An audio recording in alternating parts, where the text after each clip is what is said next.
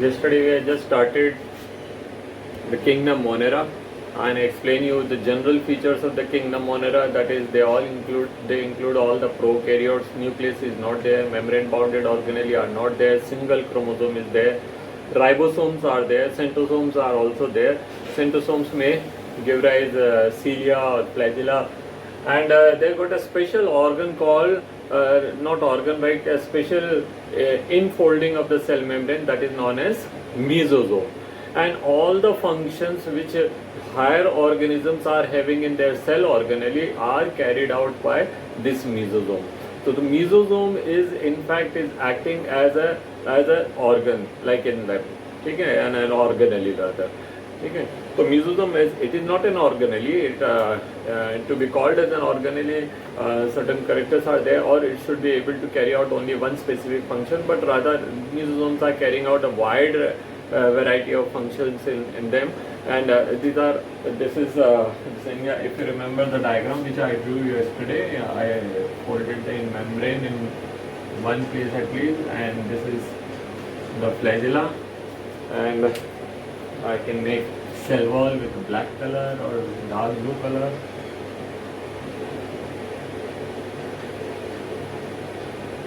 This is the cell wall, and there are some ribosome, a single chromosome is there. Okay? So the structure of the prokaryotes are very simple. Children, put your cameras on. All. Yes, Poonam ko chhod do. Ansh Yadav, Sahil, Shivang, Lakshita, put your cameras on. Okay. So this is what the structure is. The cell wall, as I said, it is made up of peptidoglycan instead of cellulose as in case of plants, and chitin as in case of fungi. Okay, so that is the difference here. And this is the mesosome. So mesosome is carrying out most of their function. Okay, most of their functions are carried out in the mesosome. So that is how it becomes different from the higher organisms. Higher organelle, that is eukaryotic organelles, got number of cell organelle there. The nucleus will be there, then endoplasmic reticulum will be there, Golgi body will be there, vacuoles will be there, then the plastids may be there, and all. So they don't have all those things. Rather, one simple cell is there. Okay, so this is the general structure which I have to make a diagram. It may be asked to draw diagram, so you have to draw this thing. Achha, one more strange thing you can see is that is the cytoplasm is here, and it's around the nucleus, the chromosome. The cytoplasm is little dense, and that is known as nucleoid region. Nucleoid region. Okay, so nucleoid is that cytoplasm which is surrounding the chromosome. Lakshita, put your camera on, beta. Sahil, put your camera on. Sahil and Lakshita, put your camera on. So this is what the thing is. Ribosomes are there. Ribosomes are actually responsible for protein synthesis, as we already know it. So this is the general structure. Now next we talk about the classification of monorails. Classification. How monorails can be classified? Because bacteria itself are of several types. When I was teaching yesterday's class I said there are so many different type of bacteria which having different mode of nutrition. Some are photosynthetic, some are autotrophic. Autotrophic can be parasitic or symbiotic or free living. So there are different type of mode are found. So we cannot put them all together. So we can classify them broadly into two ways. That is on the basis of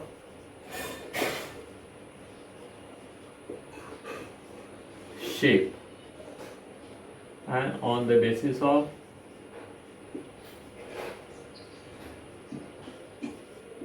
origin. ठीक है, shape के base पे we can classify them into four shapes: round, spiral, coma shaped, and rod shaped. The round one are called cocci, spiral are called spirally, coma are called vibrio, and they are called bacillus. BICL. ठीक है. On the basis of origin, we classify them mainly into two categories. They are Archaebacteria, ARCHAEBACTERIA. Archaebacteria. Archaeological. Okay, that you know, that is archi word wherever it comes. इसका मतलब क्या, वो पुराने हैं. Pratishtha, you are not of 11th class. And Mukti, put your camera on. Mukti, put your camera on. Archaebacteria are of two types. अच्छा, प्रतिष्ठा इस class, ठीक है, इसी क्लास की. सॉरी. Archaebacteria दो तरह के हैं, राधा तीन तरह के हैं. पहला है हेलोफिल्स, दूसरा है methanogens,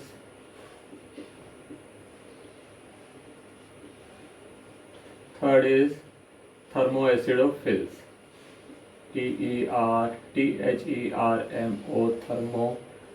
thermoacidophils.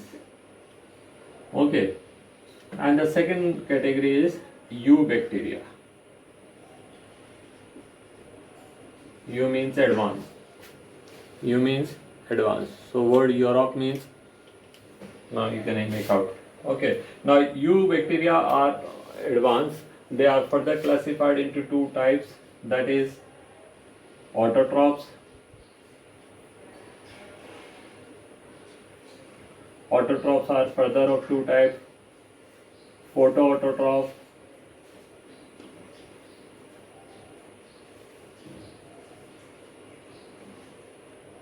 That is not visible.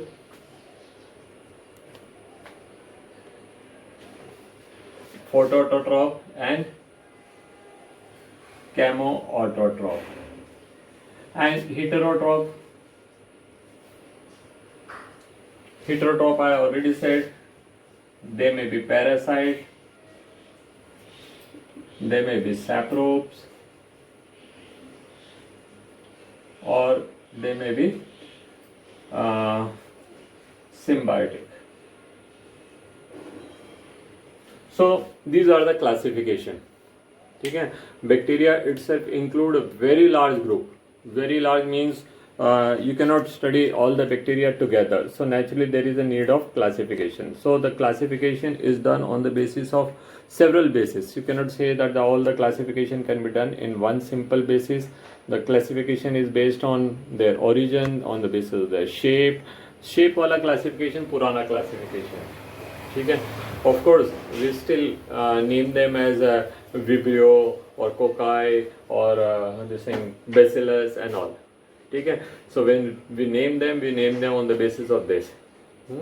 And Archaebacteria पुराने type के, बहुत पुराने मतलब they are गुजरे जमाने के. And so they are very like अभी मैं इनको क्लासीफाई मैं समझाऊँ इनका I like give the detail but I can tell you that they are very simplest type of organisms having only one type of lifestyle and all. And eubacteria थोड़े advance है, उनमें थोड़ी ज़्यादा डेवलपमेंट हो गए हैं. ठीक है. तो चलिए हम इनके बारे में एक एक करके पढ़ते हैं. शेप में तो मैं कुछ नहीं पढ़ा रहा. Shape is simply that is you can see in your book also that figures are given, photo is given and there you can see how they are, how they look like, where you can see, I'll tell you.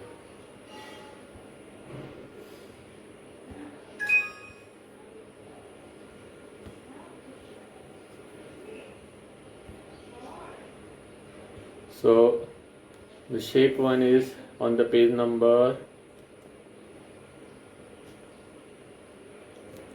18. You can see bacteria of the different shape. Cocci, the circular, spherical, गोल, ठीक है, round के तो spherical कह लो. और Bacillus, the rod shape, ठीक है.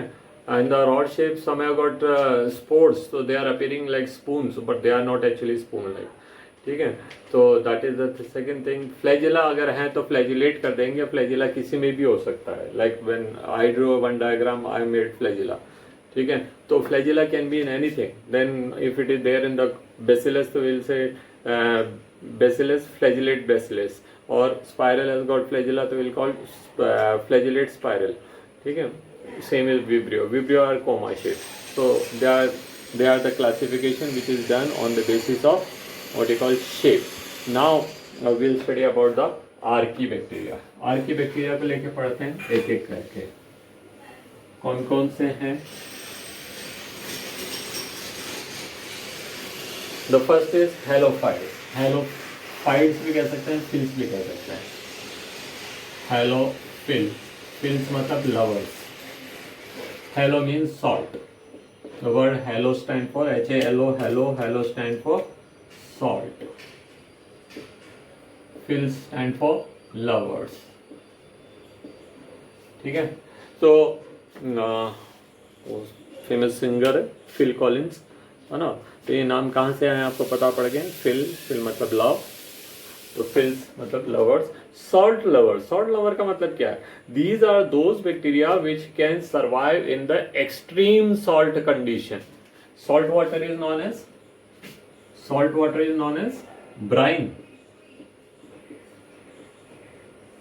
Class 10 जो studied about brine कहाँ पढ़ा था? केमिस्ट्री एसिड बेस वाले चैप्टर में. ब्राइन सॉल्यूशन लिया था हमने एंड उसका क्या किया था हमने? इलेक्ट्रोलाइसिस किया था फॉर क्या बनाया था अपन ने उससे? क्लोरएल्कली प्रोसेस में. ठीक है, तो ब्राइन जो है वो सॉल्ट का पानी होता है. That is a water in which is salty. So not simple salt like sea water and all. Extreme salt where the salt concentration is very high, where you and me can not even take a bath. ठीक है, हम अगर 10 minute उसमें बैठ जाएंगे तो और water will be drain out from the body. ठीक है, because the water will move from a region of higher concentration which is in our body and lower concentration which is outside. So water will start diffusing out. That is but these bacteria are highly evolved to live in that type of condition. ठीक है, so that is the beauty of these bacteria. और halophiles के बारे में कुछ ज्यादा नहीं लिखा है. Second is methanogens.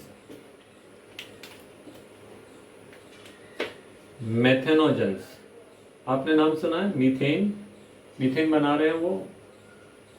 मिथेनोजेंस. जन मतलब जनरेटिंग, मिथेनो मतलब मीथेन, मीथेन मतलब CH4, जन मतलब जनरेटिंग. कहाँ मिलते हैं methane generating? Where are they found? We have studied about methanogens again in class 10, chapter of sources of energy. हाँ, sources of energy, जहाँ हमने पढ़ा था कि गोबर गैस प्लांट के अंदर, बायोगैस प्लांट. हाँ, बायोगैस प्लांट में इट में भी गोबर गैस प्लांट, इट में भी क्या कहते हैं मार्शी प्लेसेस जहाँ पे भी कीचड़ विचड़ है, जहाँ पे भी कोई organic matter is decomposing in the water. So there the methane is produced. Methanogens, they are very important for us because they are making the biogas, and biogas is one of the आजकल का हमारा supplement source होगा energy का. अभी नहीं चिंता कर रहे हैं हम, अभी we are not bothered because we got plenty of LPG and CNG and PNG and other gases and other type of fuel available. But slowly we'll have to shift. Slowly we'll have to this thing make our dependence on methane. तो धीरे धीरे हो जाएंगे हम, जब हम हमारे that is dependence on the LPG and PNG will decrease, and these type of artificial this thing industries will be there जो कि and it is also found in the rumen of the ruminant animals. Ruminant animals are those जो घास खाते हैं ज़्यादातर. ठीक है, तो गाय बकरी तो छोड़ दीजिए, गाय भैंस ऊँट, इनको आपने देखा होगा खाने के करते रहते हैं कडलिंग. तो they take their food into their rumen first, and there the cellulose digesting bacteria are there.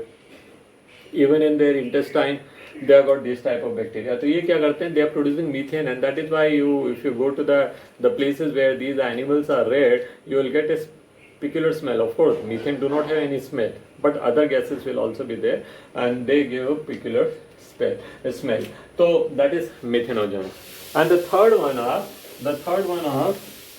that is very important, तो उसको मैं लिख देता हूँ यहाँ, थर्मो. वर्ड थर्मो का मतलब बताओ. थर्मो, वो बच्ची बैठी होगी थर्मल वाली. हाँ, थर्मो का मतलब क्या होता है? टेम्परेचर. हाँ, हीट. ठीक है, टेम्परेचर तो उसका यूनिट है ना. Thermo acidophiles. Thermo means heat, acido means acid, and fill मतलब lovers, मतलब these are those bacteria which can easily survive in the high temperature and highly acidic water. They can survive in the high temperature and highly acidic, that is ऐसा acid जिसका pH is even below 2. ठीक है, so strong. अगर हमको गिरा दें, मोगेम्बो वाली film याद है ना, मोगेम्बो, वो एसिड का टब रखता था, जो पकड़ के लाता है सबको उसमें गिरा. ठीक है, this is they are living in. और रादर एसिड कहाँ से आएगा? Acid is not generating their own, rather there are hot body pools. दुनिया भर में ऐसे कई सारी जगह हैं जहाँ पे हॉट स्प्रिंग वाटर मिलता है. हमने वापस से वही चैप्टर में पढ़ा था सोर्सेस ऑफ एनर्जी के अंदर, geothermal energy, when the energy from the earth escapes, so it heats the water. ठीक है, तो even if you go to some of the thing, और ऋषिकेश वगैरह में चल जाएंगे किसी जगह पे, आपको वहाँ पे हॉट वाटर पॉन्ड्स मिलते हैं. But not all the hot water bodies, certain hot water bodies are there in which sulphur is also found. Sulfur is also found, and these bacteria are actually sulfur bacteria. They are sulfur bacteria. Now what they do sulfur का? They are actually chemosynthetic. तो ये क्या करेंगे? In order to obtain their energy, they oxidize sulfur. You can see here, हाँ. So sulfur plus oxygen gives sulfur dioxide, and sulfur dioxide if again oxidized SO2 plus O2, then it produces SO3, and when SO3 is dissolved in the hot water, जो पानी तो पहले से ही hot है, sulphur उसमें था, bacteria आ गए खाने के लिए sulphur, and H2O hot water plus SO3 gives sulfuric acid, and you know sulfuric acid is very strong acid, बहुत स्ट्रॉन्ग एसिड है. एंड दूसरी बात क्या है? It is dehydrating, desiccating. अगर आप इसमें किसी चीज को डाल देते हो, वो सल्फ्यूरिक एसिड उसमें पानी निकाल लेता है, and that is one of the major reason of the death when the body is thrown into acid or acid is thrown into body. I am not talking about hydrochloric acid. I am talking about the strong, that is concentrated sulfuric acid. Concentrated sulfuric acid absorbs water, so immediately your body will die because of the dehydration. Plus other effects are there. So in spite of all these type of adversities, these organisms are highly adapted to live there, where the temperature is beyond 70 degrees Celsius, where the other organisms cannot survive. हमारे survival के लिए temperature जो है वो 37 plus minus 2, 3, 4, 5 degree तक चलेगा normal survival के लिए. उसके बाद तो आपको जतन करने पड़ेंगे to keep your body cool और to keep your body warm artificially. But these organs they do not have any artificial source to keep their body cool. They are adapted. Now when we'll study the chapter 9, that is the biomolecules, we'll study that our body is all functioning because of the enzymes, and enzymes always work between a range. Enzyme का काम करने का range होता है 20 degree से लेकर के और 40 डिग्री तक. बियॉन्ड 40 सम एंजाइम स्टार्ट स्पॉइलिंग. काफी सारे एंजाइम जो है वो 50 डिग्री तक आते आते खराब हो जाते हैं. And above 60 degree, almost all the enzymes which are found in the most of the organisms, that spoils. Enzymes are made up of protein, और आपने सबने कम से कम दूध को तो देखा ही होगा. जब हम दूध गर्म कर देते हैं तो क्या होता है, उसका जो प्रोटीन है, soluble protein, that change into insoluble protein, मलाई बन जाती है उस पर। अगर आप दूध का एक तवे को अच्छे से गर्म कर लीजिए और उसके ऊपर दूध का एक बूंद डाल दीजिए तो आप देखेंगे रबड़ी बन जाएगी, ठीक है। और same you can do with the eggs. The egg is mainly contain of protein, that is albumin है उसका। अब तवे पे, गरम तवे पे जैसे हम अंडा डालते हैं तो that the liquid albumin change into solid, so that is all denaturation of the protein. वो प्रोटीन खराब हो गया, खत्म हो गया है, ठीक है। ठीक उस तरह से जैसे आप नींबू निचोड़ देते हैं दूध के अंदर तो वो फिर वापस से आपसे दूध नहीं बना सकते। From here also you can not make. अगर आप सोचे कि मैं रबड़ी में थोड़ा पानी डाल दूंगा दूध बन जाएगा, नहीं बनने वाला, ठीक है, because its nature is change. So all the proteins जो हैं they are heat sensitive and all our enzymes are made up of protein, so all our enzymes are also heat sensitive. So they got special categories of enzymes which can tolerate such high temperature. उनके अंदर तो खास तरह के enzyme है which can tolerate such high temperature and yet they do not die. तो thermo acidophils are the natural sources of sulphuric acid. इसका हमारे को फायदा भी मिला। क्या मिला?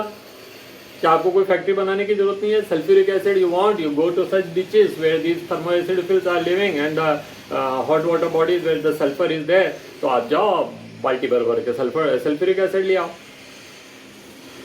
ठीक है। डिजायर्ड पीएच तो वो नहीं मिलेगा आपको, but at least you are getting free of cost, है ना।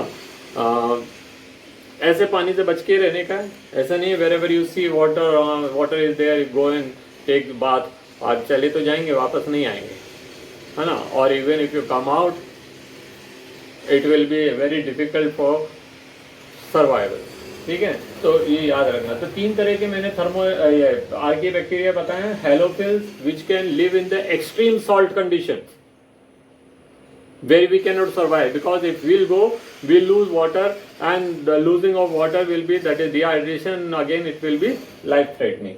And methanogens, they are the bacteria which are found in the intestine or in the rumen of ruminant animals, and plus some of the क्या कहते हैं गोबर gas plant, biogas gas plant, where they are generating methane consuming organic matter, especially cellulose.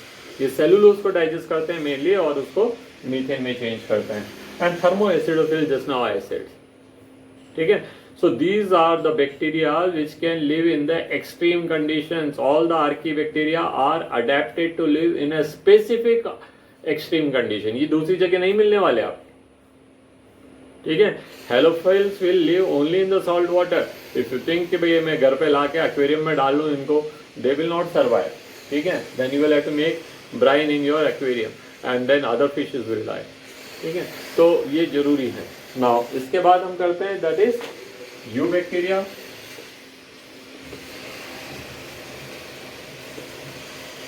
You bacteria are the major group of bacteria. They तो छोटा सा group था ये, ठीक है। Only certain bacteria work with there, but then their specific, वो खासियत थी उनकी, इसलिए हमने उसको ज्यादा टाइम दिया। You bacteria, EUBACTERI। You bacteria, I classify them into autotrophs, AUTOTROPHS, autotrophs and heterotrophs. Autotrophs are of two type. कौन कौन से? Chemoautotrophs. One example of chemoautotroph we have studied just now, sulfur bacteria. They are deriving their energy by oxidation of inorganic substances. Inorganic substances can be sulfur, it can be iron, it can be other substances also. And accordingly we'll name them. ठीक है। Nitrogen fixing bacteria, ठीक है, they are oxidizing nitrogen and changing them into NO2 and then it will be reducing into ammonia, है ना। तो वो अलग है। ये chemoautotrophs हैं। Chemoautotrophs are those which oxidizes the inorganic substances, and during that oxidation whatever energy is produced, that is converted into ATP and that is used for their survival. Okay, so they are not, they are preparing food of their own. That is, food क्या है यहाँ पे? Food क्या है, that is first they will produce ATP and बाकी सारी चीजें उससे बना लेंगे जैसे भी बनाएंगे। And second is photoautotrophs. Photoautotrophs, phototrophs में you will get number of photosynthetic bacteria are there, ठीक है, and these bacteria actually can carry out photosynthesis, जिनको हम साइनोबैक्टीरिया नाम देते हैं या ब्लू ग्रीन एल्गी कहते हैं। When we call them blue green algae, don't get confused that they are algae. They are bacteria only. They are bacteria only, but we are naming them as blue green algae because they were found in the water, and because of that the color of the water body used to change similarly as that of the algae. तो algae जब पानी में खूब पनपती हैं तो algae पानी का कलर चेंज कर देती है, water start appearing like blue और green और brown और जो भी है, ठीक है, where the water is actually colorless in nature. But if some water bodies, the cyanobacteria are there, they can also change the color of the water because of the large number of, and because they got a certain pigments, ठीक है। Now remember these pigments are not found in the plastids. इनमें कोई plastid नहीं होता because membrane तो हो ही नहीं सकते, तो फिर कहाँ मिलेंगे, तुम ही तो तुम में मिलेंगे ऑब्वियसली, ठीक है। So they will carry out photosynthesis, they will even give out oxygen, no. Now cyanobacteria and all, there are some phototrophs, they may use different things, they may even use water to give out oxygen, they may use hydrogen sulfide to give out sulfur, ठीक है। Reducing agent के form में इनको जो है water चाहिए या hydrogen sulphide चाहिए, which will give them hydrogen, ठीक है। और जो भी उसके साथ का है वो उसका काम ही नहीं आ रहा, ऑक्सीजन इज नॉट यूज तो ऑक्सीजन विल गिवन आउट, और hydrogen is sulfur is not used, so sulfur will be given out and all. So this is how these bacteria they are making their food. तो ये photosynthetic हो गए। तो ये तो हमारा क्लासिफिकेशन हो गया है ना, एंड मेनली अपन ने कर ही लिया। अब अपन को क्या लिखना है, now we have to throw light on the एक और खास बैक्टीरिया यहाँ पे दे रखा है, वो है माइकोप्लाज्मा। माइकोप्लाज्मा जिनको हम PPLO भी कहते हैं, PPLO नाम सुना है आपने, डेफिनेटली आपने सुना होगा।